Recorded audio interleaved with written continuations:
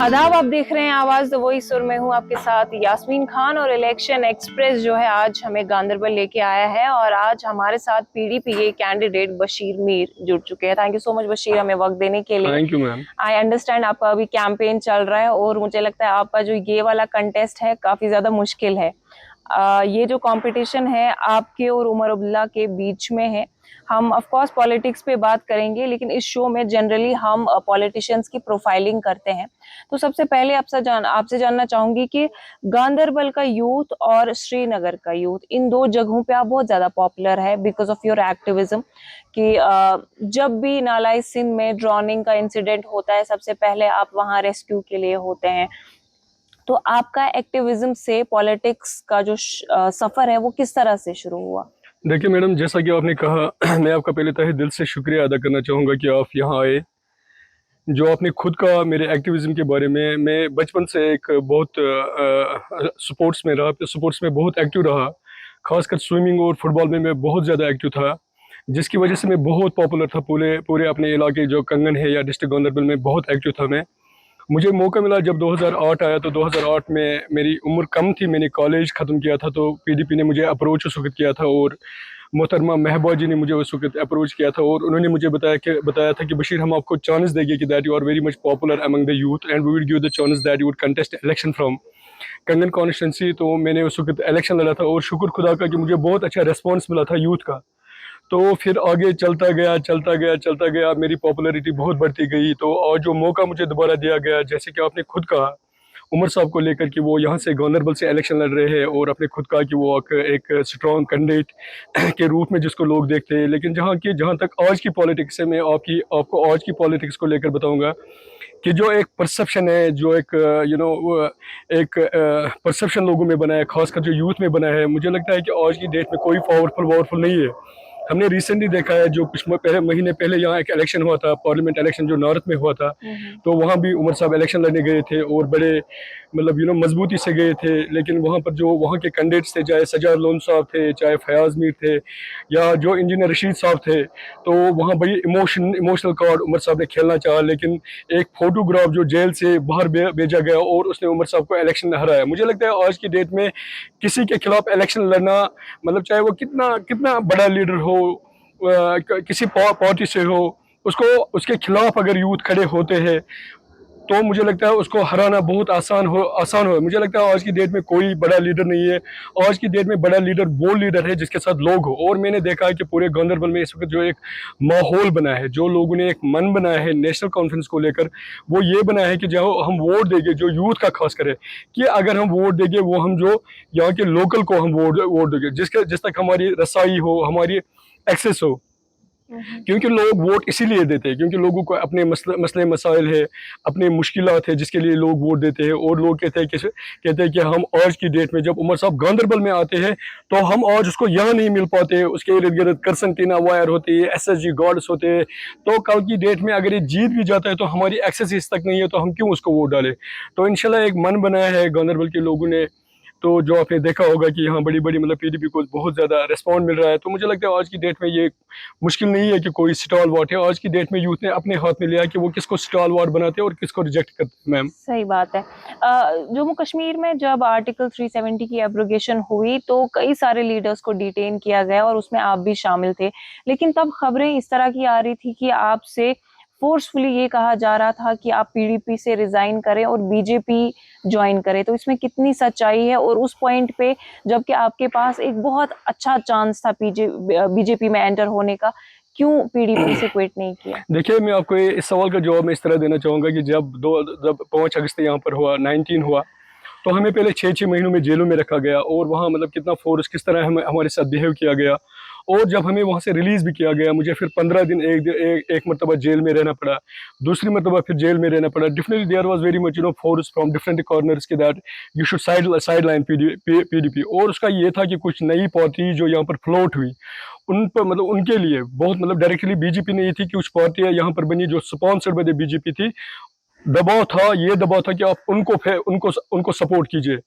तो ये जो हाँ ये है, लेकिन हमने एक कंसिस्टेंसी दिखाई, क्योंकि हमारी पीडीपी में हमने बहुत ज़्यादा काम किया था, और पीडीपी का जो एक मंशूर था जिसके साथ हम जुड़े हैं और जिसके साथ हम इंशाल्लाह हमेशा जुड़े रहेंगे। जैसे कि आज आपने देखा, आज आप पूरे कश्मीर में देख रही हो कि मतलब किस तरह यूथ जो है आज दोबारा पीडीपी के साथ जुड़ रहा है। उनको ये समझ आ रहा है कि पीडीपी का जो मंशूर है, पीडीपी ने कश्मीरियत को लेकर एक स्टैंड लिया। कश्मीर मतलब जो कश्मीर में ये एक यूथ एलिनेशन एक फील कर रहे हैं, जिस पर अगर कोई बात कर रहा है तो वो खाली मोहतरमा महबूबा जी बात कर रही है। तो इस वक्त सारा यूथ जो है वो पीडीपी के साथ जुड़ा है। तो मैं समझता हूँ कि हमारी खुशकिस्मती है कि जो हमने ये स्टेप लिया, जो हमने एक कंसिस्टेंसी दिखाई, एक डिटर्मिनेशन दिखाया कि हम पीडीपी के साथ जुड़े रहे और इंशाल्लाह आगे भी जुड़े रहेंगे। जी 2008 और 2014 में जो इलेक्शंस आपने लड़े, कंगन से लड़े थे, लेकिन डीलिमिटेशन के बाद मतलब ऐसा हुआ कि एसटी रिजर्व कर दिया गया कंगन को, तो उसके बारे में आपका क्या कमेंट रहेगा? आपको लगता है कि जिस ग्राउंड पे आपने बहुत ज्यादा मेहनत की, तो डीलिमिटेशन की वजह से वो ग्राउंड आपसे छीना गया? देखिए, मैं उस पर ऐसा बताऊंगा कि जिसके खिलाफ हम कंगन से इलेक्शन लड़ रहे थे, और आपने देखा होगा कि कंगन में हमारी कंसोलिडेशन बहुत ज़्यादा थी। हमारा वोट शेयर वहाँ पर बहुत ज़्यादा था कि जब हमने 2008 में इलेक्शन लड़े, लोकल बॉडी से इलेक्शन लड़े, पार्लियामेंट इलेक्शन लड़े, या जब मैंने खुद का 2014 का इलेक्शन लड़ा, तो हमने we give them a stiff competition, shoulder to shoulder competition. This was with the National Conference. But unfortunately जब 19 अगस्त हुआ, कुछ लीडर्स ऐसे थे that who adopted the salon silence to show the favour to BJP. तो उसके बदले में उन्हें गिफ्ट दिया गया। नहीं तो अगर आप कंगन कॉन्स्टिट्यूंसी को देखोगे, कंगन कॉन्स्टिट्यूंसी एक ऐसी कॉन्स्टिट्यूंसी है जहाँ पर हम 80% के करीब लोग जो है नॉन एसटीज रहते हैं, और जो खाली 20% से जो एसटी रहते हैं। तो 80% नॉन एसटी रहते हैं, 20% एसटी रहते हैं। उसके बावजूद मैंने डिलिमिटेशन जो कमीशन है उनके सामने मैंने ऑब्जेक्शन फाइल की। I personally went to the Delhi and I file objection, कि मैंने उस पर ऑब्जेक्शन उठाई थी। लेकिन उसके बावजूद भी उन्होंने उसको मतलब ये डिलिमिटेशन में एसटी रिजर्व किया। मुझे लगता है कि वो it was a gift for a person that who adopted the salon silence to show the favour BJP. और हमें उसमें क्या हुआ, we are disenfranchise, we are politically obliterated and we are denied this right that we can not participate in election to contest election. हम खाली as a participation करते हैं, but only vote डाल सकते हैं। तो मुझे लगता है ये जमहूरियत का कत्ल है, ये डेमोक्रेसी का कत्ल है कि आप लोगों से उनके हुकूक छीन रहे हो और उन्हें कहते हो कि आप इलेक्शन नहीं लड़ सकते हो, बट आप पार्टिसिपेट कर सकते हो एज ए वोटर। मुझे लगता है कि ये बहुत बड़ी नाइंसाफी हमारे साथ हुई, कंगन के साथ हुई। तो अभी कश्मीर का जो पॉलिटिकल सिनेरियो है काफी चेंज हुआ, कई साल तक एलजी रूल रहा, और अब ऐसे में जमात इस्लामिया के जो लोग हैं वो भी कंटेस्ट कर रहे हैं। कहीं ना कहीं पीडीपी जो है जमात के लोगों को काफी अकोमोडेटिव फील करा रही है, वहीं एनसी जो है काफी खुश नजर नहीं आ रही है इसको लेके।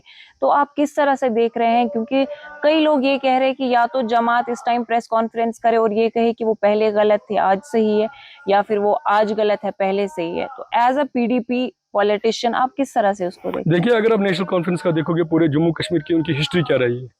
नेशनल कॉन्फ्रेंस का हमेशा रहा है कि जो उनके हरीफ थे, जमात इस्लामिया नेशनल कॉन्फ्रेंस का सबसे बड़ा हरीफ माना जाता था पास्ट में, जब यहाँ पर कोई पीडीपी नहीं थी। और उसके लिए उनको क्या क्या सहना पड़ा। यहाँ एसटीएफ बना, वो जमात इस्लामी को क्रश करने के लिए बना। यहाँ जब भी बैनें हुई वो जमात इस्लामी के स्कूलों पर हुई, उनकी जितनी भी ऑर्गेनाइजेशन है उन पर बैनें हुई। वो कोई चीज़ ऑर्गेनाइज नहीं कर सकते, उन पर बैन हुई। पूरे जमात इस्लामी के जो एक्टिविटीज़ है, जो उनका ऑर्गेनाइजेशन सेटअप था, उस पर बैन हुई। वो अगर किसी ने की, वो नेशनल कॉन्फ्रेंस ने की, क्योंकि नेशनल कॉन्फ्रेंस की मोनोपोली और हेगमनी जो पॉलिटिक्स में थी, वो ये चाहते थे कि ये पॉलिटिक्स खाली उनके पास रहे और ये किसी और के पास नहीं जाए। तो बेशक जमात इस्लामी को बहुत दुख सहने पड़े, उनको बहुत परेशानियां उठानी पड़ी, लेकिन वो कभी उनको इस तरह भी इस कदर दबाव में लाया गया कि वो नेशनल कॉन्फ्रेंस को सपोर्ट करे। लेकिन जमात इस्लामिया एक ऐसी जमात है जिनके स्कूलों पर पाबंदियां लगाई गई, जहाँ हज़ारों और लाखों की तादाद में हमारे छोटे छोटे बच्चे मुफ्त तालीम हासिल कर रहे हैं, उनके स्कूलों पर पाबंदी लगाई गई। लेकिन उनकी कंसिस्टेंसी, उनकी डिटर्मिनेशन ने जो दिखाया, वो खड़े रहे, हमेशा नेशनल कॉन्फ्रेंस के खिलाफ खड़े रहे, क्योंकि नेशनल कॉन्फ्रेंस की आइडियोलॉजी के साथ उनकी आइडियोलॉजी कभी मैच नहीं हुई। और जब भी नेशनल कॉन्फ्रेंस को ऐसा लगता है कि उनका ग्राउंड खिसक रहा है, तो फिर ये हमेशा ये राग नापते कहते हैं कि जमात अहल हदीस हमारे खिलाफ है, जमात इस्लामिया हमारे खिलाफ है। तो ये कौन सा गलत है? पॉलिटिक्स में हर एक इंसान को अपना हक है, वो किसके साथ खड़ा है। तो नेशनल कॉन्फ्रेंस की मुझे लगता है ये बौखलाहट है कि जो आज दोबारा उन्होंने यही नारा उठाया है कि नेशनल कॉन्फ्रेंस के खिलाफ जमात इस्लामिया खिलाफ है, उनके खिलाफ। क्या वो कश्मीर के लोग नहीं है? वो जम्मू कश्मीर का हिस्सा है, वो हक रखते हैं कि वो किसको वोट डाले। तो पास्ट में जो इनकी हिस्ट्री रही है कि they have been very much, उनकी रिवलरी आपस में बहुत ज़्यादा रही है और उनको किस कदर नेशनल कॉन्फ्रेंस से दबाने की कोशिश की, लेकिन इंशाल्लाह वो हमेशा खड़ा रहे और इंशाल्लाह आगे भी खड़े रहेंगे। जी। अभी अब चूँकि आपका जो कंटेस्ट है यहाँ पे उमर उल्लाह के साथ है, लाइक अच्छा बहुत स्ट्रॉन्ग कॉम्पिटिशन, बट वहीं सर्जन बरकती जो है वो भी कहा जा रहा है कि यहाँ से इलेक्शन लड़ेंगे। तो उस पे कल उमर उल्लाह का स्टेटमेंट आया जिसमें वो कह रहे थे कि उन्हें समझ नहीं आ रहा ये कौन से फोर्सेस है जो ऐसे लोगों को इलेक्शन में उतार रहे हैं। तो आपको क्या लगता है, लाइक इज इट ओके कि सर्जन बरकती अगर यहाँ से कंटेस्ट कर रहे हैं उमर उल्लाह या आपके खिलाफ? देखिए, इलेक्शन कोई भी लड़ सकता है। सरजान बरकती अगर यहाँ से इलेक्शन लड़ना चाहते हैं तो क्या गलत कर रहे हैं, आए लड़े, लोग फैसला करेंगे कि वो किसको वोट डालेंगे। मैं गांधरबल की पॉलिटिक्स को लेकर आपको एक बात जरूर बताना चाहूंगा कि गांधरबल में पढ़े लिखे लोग हैं, यहाँ वेल एजुकेटेड पीपल है, वेल सिविलाइज लोग हैं, यहाँ इमोशंस पे कभी वोट नहीं डालते। वो मैं इस तरह आपको बताऊंगा कि उमर साहब लोगों को क्या बताया, क्या उमर साहब ने कल लोगों के सामने रोया नहीं, उसने टोपी नहीं उतारी और लोगों के सामने गिड़गिड़ाया, बताया कि मुझे वोट दे। वो तो इमोशनल कार्ड खुद खेल रहा है, आज घर घर जा रहा है, लोगों को माफिया मांग रहा है, कह रहा है कि नहीं जी, अब मैं अगर यहाँ से इलेक्ट हुआ, अगर मैं यहाँ का रिप्रेजेंटेटिव आपका बना तो मैं ये करूंगा। जबकि आपने देखा होगा कुछ महीने पहले इसका एक स्टेटमेंट आया, जिस स्टेटमेंट में वो खुद कह रहा है कि मैं ये इलेक्शन नहीं लड़ूंगा, क्योंकि अगर मैं इलेक्शन लड़ूंगा भी तो मेरी चीफ मिनिस्टर की हैसियत एक मेयर की तरह होगी। और आज पूरे जम्मू कश्मीर में देखिए कम से कम 2000 के करीब कैंडिडेट्स फील्ड में है और उमर साहब वाहिद एक ऐसे कैंडिडेट है जो दो जगहों पर इलेक्शन लड़ रहे हैं। तो उमर साहब की जो बौखलाहट है, जो उमर साहब यहाँ हर जगह पर जाते हैं और लोगों को कहते हैं कि पावर फीस बहुत ज्यादा है, पावर फीस जो मेरे दौर में 300 था अब ये 900 पर पहुंचा, 1500 पर पहुंचा, मेरी हुकूमत अगर आई तो मैं इसका मतलब इसको रिव्यू करूंगा, मैं 300 पर लाऊंगा। ये पूरे गांधरबल में जाता है और गांधरबल के लोगों को कहता है कि यहाँ पर कहीं पर काम नहीं हुआ, कोई डेवलपमेंट नहीं हुआ। किसकी का इनकम्पिटेंसी ये बताता है, अपनी बताता है, क्योंकि इसका दादा यहाँ से 3 मरतबा चीफ मिनिस्टर रहा, इसके वालिद साहब 3 मरतबा चीफ मिनिस्टर है, ये खुद 1 मरतबा चीफ मिनिस्टर है और आज की डेट में ये उनको कहता है कि मुझे एक मौका दीजिए मेयर बनने का और फिर देखिए मैं गांधरबल का क्या करूंगा। जब हमारा कश्मीर ऑटोनोमस स्टेट थी, उमर साहब यहाँ चीफ मिनिस्टर थे, उसके वालिद साहब यहाँ चीफ मिनिस्टर थे, उसके दादा यहाँ पर चीफ मिनिस्टर थे। एक ऑटोनोमस स्टेट में जब ये कुछ नहीं कर सके तो आज यूनियन टेरिटरी में क्या करेंगे। ये एक प्ले कार्ड यहाँ पर खेल रहे हैं। लेकिन यहाँ की यूथ को समझ आया है आज का वो नेशनल कॉन्फ्रेंस जो किसी को सामने नहीं आने देते थे, वो उमर साहब जो एक मरतबा आता था साल में और यहाँ पर एक जलसा करता था 5 सालों में, आज वो डोर टू डोर कंपेनिंग करने पर मजबूर हुआ है, आज वो टोपी उतारने पर मजबूर हुआ। और ये अगर किसी का है, ये गांधरबल के लोगों ने जो फैसला लिया है कि नहीं जी हमें इस साल इसको वोट नहीं देना है, तो एक रिजल्टमेंट है, एक समझ है लोगों में, एक पोलिटिकल जो अवेयरनेस हम जिसको कहते हैं वो लोगों में है। तो मुझे लगता है कि उमर साहब की जो उसका ग्राउंड है वो यहाँ से खिसक रहा है और इंशाल्लाह आने वाले वक्त में आप देखोगे कि इसका रिजल्ट क्या होगा। जी। अब गांधरबल के जो लोग हैं अगर वो अपना मैंडेट आपको देते हैं, अपना फेथ जो है आप इनकॉर्पोरेट करते हैं, तो उनके लिए आपके बकेट लिस्ट में उनको देने के लिए क्या क्या है? देखिए, सबसे बड़ी मैं बात करूंगा जो यहाँ पर एलिनेशन है एक यूथ में, जो एक सेंटिमेंट है हमारे जो यहाँ पर एक जो हमारे जो यूथ है, मतलब उनसे जो उन्हें ऐसा लगता है कि हमारा जो राइट टू एक्सप्रेस वो हमसे छीना गया। आज आप पूरे जम्मू कश्मीर में देखिए कि यूथ कहीं पर बात ही नहीं कर पा रहा है। यूथ मतलब उनके छोटे छोटे मसले मसाइल है, उन पर वो कहीं बात नहीं कर पा रहे। मेरा काम होगा कि हम जो यूथ का सेंटिमेंट है हम पहले उसको रिप्रेजेंटेट करेंगे, ये ज़रूरी है। हमारे गांधरबल डिस्ट्रिक्ट गांधरबल में अगर आप देखोगे हमें खुदा ने बहुत चीज़ों से नवाजा है। जो सोने की चिड़िया होनी चाहिए थी जब से नेशनल कॉन्फ्रेंस ने यहाँ हुकूमत की है, जैसा कि आप खुद जानते हो कि हमारे पास अमरनाथ यात्रा है, जो हमारे पास सोनमर्ग है, हमारे पास मानसबल लेक जैसा झील है, हमारे पास नाले सिंध जैसा खूबसूरत एक दरिया है, हमारे पास इतने टूरिज्म ऑफ बीट एरियाज है जिनको अभी डेवलप नहीं किया गया, उनको टूरिज्म में अभी प्रमोट नहीं किया गया है। तो उससे बहुत सारा ज़्यादा रोज़गार लोगों को मिल सकता था, लेकिन उन पर कोई तवज्जो आज तक नहीं दिया गया। मुझे यकीन है कि इंशाल्लाह अगर लोग मुझे मौका देंगे, बशीर मीर को मौका देंगे, क्योंकि मैं एक आम इंसान हूँ और मैंने खुद इन जगहों पर काम किया है। मेरी कोशिश होगी कि हम उन चीज़ों पर काम करेंगे जहाँ पर हम ज़्यादा से ज़्यादा वसाइल जनरेट करें और जो हमारे नौजवान बेरोज़गार नौजवान हैं उनके लिए रोज़गार के लिए वसाइल पैदा कर सके, उस पर ज़्यादा हमारी मतलब कोशिश होगी। और सबसे ज़्यादा होगी जो एक एलिमिनेशन जिस पर मैंने कहा, मतलब उससे लोगों को बाहर निकालना। मतलब जो आप देखते हो इस वक्त जो ड्रग में ज़्यादा लोग यहाँ, मतलब हमारे यूथ जो इन्वॉल्व हो रहे हैं, उसकी सबसे बड़ी अगर कोई चीज़ है जो आप लोगों में यूथ में अगर आप देखोगे, एक एंजाइटी है, एक स्ट्रेस है, एक डिप्रेशन है।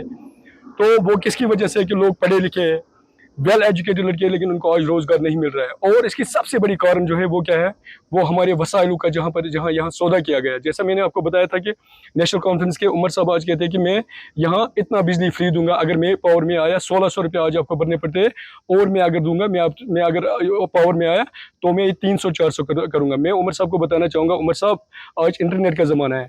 आप 1998 में MOU, मेमोरेंडम ऑफ अंडरस्टैंडिंग जो है, जो आपके वालिद साहब जनाबी डॉक्टर फारूक अब्दुल्ला साहब ने साइन किया था कांग्रेस गवर्नमेंट के साथ, और हमारे सबसे बड़े गेरा पावर हाउस आपने जो सेंटर को पावर शेयरिंग के लिए भेज दिए, आज हम पावर के लिए तरस रहे। उससे जो हमें रेन्यू जनरेट हो सकता था, वो हम हर एक जगह पर यूटिलाइज कर सकते थे और लोगों के लिए रोजगार पैदा कर सकते थे। वो तो लेकिन पहले ही उन्होंने उसका सौदा किया है। तो क्या करें, मुझे लगता है कि कश्मीर के जितने भी वसाइल है उनको अगर किसी ने सौदा किया, वो नेशनल कॉन्फ्रेंस ने किया। लेकिन हमारी कोशिश होगी, जो मैंने बताया आपको, हम काम करेंगे। मतलब यूथ को पता है, मतलब कि जो हमारी नई जनरेशन है, जैसे बशीर मीर है या बाकी बहुत सारे लीडर्स डिफरेंट कॉन्स्टिट्यूंसीज में फील्ड पर है, तो लोग इंशाल्लाह आज यूथ पर भरोसा करते हैं और कहते हैं कि हम उसको वोट देंगे जिस तक हमारी कल एक्सेस हो, जहां हम करसनटेना तार से न गुजरना पड़े, जहां हमें ह्यूमिलेट होकर मेटल डिटेक्टर से न जाना पड़े, जहां हमें 10 दिन पहले अपॉइंटमेंट न लेना पड़े। तो मुझे लगता है इंशाल्लाह ये चेंज हम लोगों में देख रहे हैं और आने वाले वक्त में इंशाल्लाह लोग इसके खिलाफ जरूर वोट देंगे। जी, अब गांदरबल के लोग जो आपको देख रहे हैं उनके लिए क्या मैसेज रहेगा? मैं गांदरबल के लोगों का शुक्रगुजार हूँ कि जो उन्होंने मोहब्बत दिखाई है। मैं गांदरबल के लोगों को बता देना चाहता हूँ कि मैं बशीर मीर गांदरबल का बेटा हूँ। मैं गांदरबल में रहता हूँ। मैंने गांदरबल में अपनी सेकेंडरी एजुकेशन की है, मैंने अपनी ग्रेजुएशन यहाँ की है, मैंने अपनी इंडस्ट्रियल इंजीनियरिंग यहाँ से जितना भी मैंने पढ़ा है मैं गांदरबल से पढ़ा है। मैं गांदरबल में उन लोगों के साथ बैठा हूँ जो एक गरीब मतलब तबके, जो मिडिल क्लास तबके के साथ लोग वाबस्ता है, मैं उनके साथ उठा बैठा हूँ। मेरी उनसे यही गुजारिश होगी कि आपने आज तक बहुत सारे मतलब नेशनल फैमिलीज़ को, जो शेख फैमिलीज़ है, उनको तकरीबन 70 साल से आपने मौका दिया, और भी बहुत सारे लोगों को आपने मौका दे दिया। मेरी गुजारिश है आप लोगों से, आप अपने बेटे बशीर मीर को जो गांदरबल का है उसको एक मौका दीजिए, और इंशाल्लाह मैं नहीं कहता हूँ मैं तारे तोड़ लाऊंगा, लेकिन एक चीज़ ज़रूर आपको बता देना चाहूँगा, मैं आपके साथ खड़ा रहूँगा। जितने भी आपके मसले मसाइल होंगे, आपके मुश्किलात होंगे, ज़रूर ही कोशिश करूँगा कि उनका अजाला बशीर मीर के ज़रिए हो। बहुत शुक्रिया। जी जी, बशीर साहब, आई अंडरस्टैंड आपका स्केड्यूल बड़ा टाइट है, इन दिनों कैंपेनिंग जोरों शोर से चल रही है, बट स्टिल आपने आवाज द वॉइस को मौका थैंक यू दिया मैम, इंटरव्यू के लिए, उसके लिए बहुत शुक्रिया। Thank you ma'am, thank you.